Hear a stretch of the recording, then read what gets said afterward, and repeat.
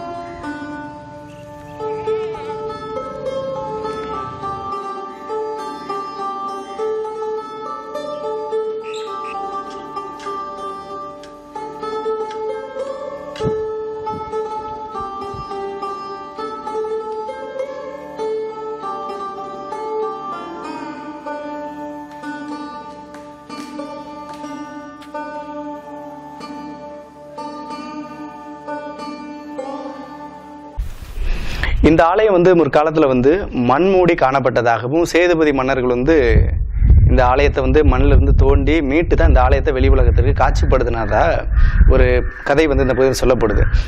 அந்த கதைக்கு பின்புலம் எப்படி இந்த ஆலயம் மண்மூடி மூடப்பட்டது அப்படின்னு ஒரு செவிவெளி செய்தியும் ஒன்று இருக்குது. இந்த ஆலயத்திற்கு துர்மகேந்திர மகரிஷி அப்படின்னு ஒரு மகரிஷி வந்து தினமும் வந்து இந்த ஆலயத்துக்கு நேர் எதிரில் வெளியே வந்து முன்னாடி ஒரு குளம் இருந்ததாகவும், அந்த குளத்தில் தினமும் வந்து மாலை நேரத்தில் வந்து ஒரு கனி வந்ததாகவும், அந்த கனியை எடுத்து சிவனுக்கு வந்து பூஜை செய்து அந்த மகரிஷி தொடர்ந்து வந்துட்டு இருக்கிறாங்க. ஒரு நாள் அந்த மகரிஷி வருவதற்கு காலதாமதம் ஆனதுனால அந்த குளத்திற்கு நீர் எடுப்பதற்கு இந்த பகுதியில் இருந்த ஒரு மூதாட்டி ஒருத்தங்க வந்து நீர் எடுக்க வந்திருக்கிறாங்க. கனியை பார்த்ததும் யாரும் இல்லைன்னு சொல்லிட்டு அந்த கனியை எடுத்துகிட்டு வீட்டுக்கு போயிட்டாங்க. வீட்டுக்கு போனோன்னும் அந்த கனியை வந்து தன்னோட குடும்ப உறுப்பினர்களோடு சேர்த்து அதை பங்கிட்டு சாப்பிடவும் செஞ்சிட்டாங்க. மகரிஷி வந்து பார்க்குறாரு, குளத்தில் பழத்தை காணோம். அது தன்னோட ஞான திருஷ்டியில் பார்க்கும்போது நேர பாட்டியம்மா வீட்டுக்கு போகிறாங்க. மகரிஷி கோபம் அடைஞ்சு கேட்குறாங்க.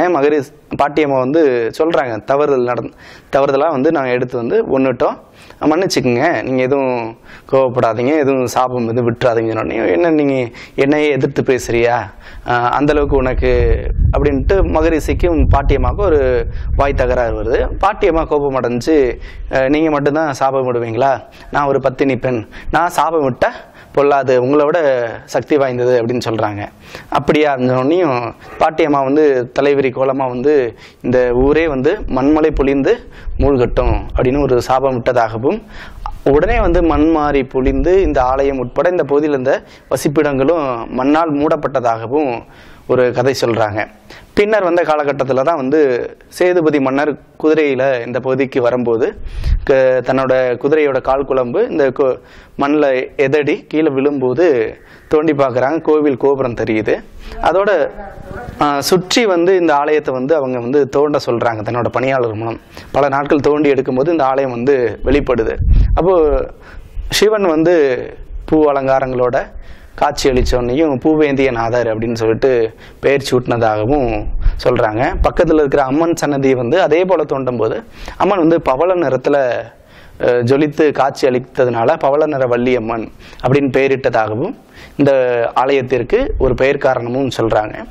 இந்த ஆலயம் வந்து முன்னர் வந்து ராமாயணம் கதைகளில் வரக்கூடிய ராவணன் வந்து இந்த சிவனை வந்து தொடர்ந்து பூசித்து வந்ததாகவும், வர்ணன், இந்திரன் உள்ளிட்டோரும் இந்த ஆலயத்திற்கு பூஜித்து வந்ததாகவும் இந்த ஆலயத்துக்கு உண்டான ஒரு வரலாற்று கதைகளாகவும் வாய்வழி செய்தியாகவும் சொல்லிட்டு வர்றாங்க.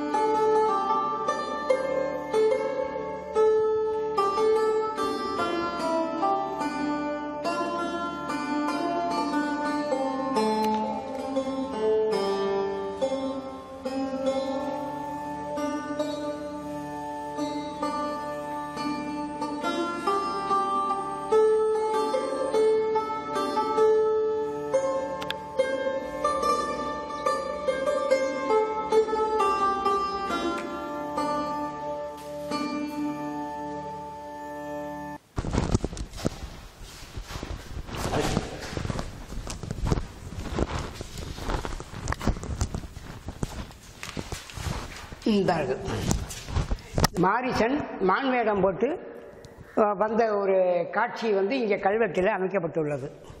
இதுதான் மாரீசனுடைய இது. ராவணன் வந்து ராமாயணத்தில் வந்து சீதையை கவர்ந்து சென்ற இடமும் இந்த இடம் தான் சொல்கிறாங்க. இந்த இடத்துல வந்து அந்த ஒரு சீதையை கவர்ந்து போனதுக்கு உண்டான அந்த நிகழ்வுகளும் அந்த நிகழ்வுகள் நடந்த கதைகளும் சொல்லப்படுது.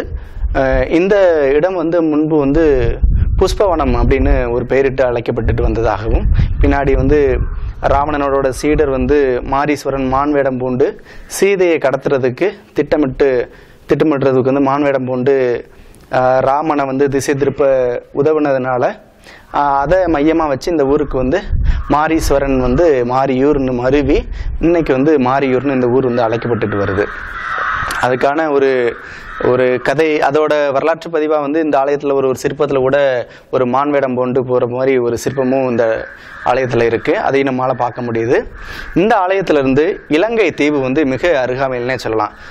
சொல்லப்போனால் கடலில் இருந்து ஒரு 30 கிலோமீட்டர்லேருந்து ஒரு 40 கிலோமீட்டருக்குள்ள மிக அருகாமையில் தான் இலங்கை உண்டு. ராவணன் சீதையை கவர்ந்து இலங்கைக்கு அழைத்துட்டு போனது இந்த பகுதி தான் அப்படின்னு இவங்க சொல்கிறதையும், இதோட அமைவிடத்தையும் இலங்கையின் தூரத்தையும், மற்றபடி இந்த ஊர்லேருந்து மிக அருகாமையில் தான் வாலி நோக்கம் அப்படின்னு ஒரு ஊர் இருக்குது. வாலி போர் புரிந்த ஒரு பகுதி தான் வாலி நோக்கமாக மருவி பெயர் பெற்றிருக்கு அப்படின்னு சொல்லுது. ராவணனோட தங்கை சூர்பனகையோட மூக்கை வந்து யார் சாமி அறுத்தது? லட்சுமணர். ராவணனோட தங்கை சூர்பனகையின் மூக்கை வந்து ராமனின் சகோதரர் லட்சுமணன் வந்து மூக்கை அறுத்ததுனால வந்து மூக்கையூர்னு ஒரு ஊர் இந்த ஊர் வந்து மிக அருகாமையில் இருக்கு. இப்படி அந்த ஒரு ராமாயண இதிகாசத்துல வர்ற கதை மாந்தர்களின் இடம்பெற்ற அந்த கதைகளோட தொடர்புடைய மற்ற சில ஊர்களும் இந்த ஊருக்கு மிக அருகாமையில் இருப்பதும், இலங்கை தீவும் இந்த ஊருக்கு அருகாமையில் இருப்பதும், ராமன் சீதை இவங்களுக்கு உண்டான சில எண்ணற்ற அந்த கதைகள் வந்து நடந்த ஒரு இடமாகவும் இந்த ஊர் தான், இந்த பகுதி தான் அப்படின்னு இந்த ஊர் மக்களும் இந்த வாய்வழி செய்திகளும் சொல்லும் போது நம்பக்கூடியதாக தான் இருக்குன்னே சொல்லலாம். அப்படி சில வரலாற்று சுவாரஸ்யமான ஒரு கதைகளை கொண்ட இடம் இந்த பூவேந்தியநாதர் ஆலயம் மாரியூர். இந்த தகவலை வந்து சேனல் 4 மூலமாக வந்து உங்களுக்கு சொன்னதில் நாங்கள் மகிழ்ச்சி அடைகிறோம். மேலும் ஒரு சுவாரஸ்ய கதைகளோட அடுத்த ஒரு வீடியோவில் வந்து உங்களை சந்திக்கிறேன். நன்றி, வணக்கம்.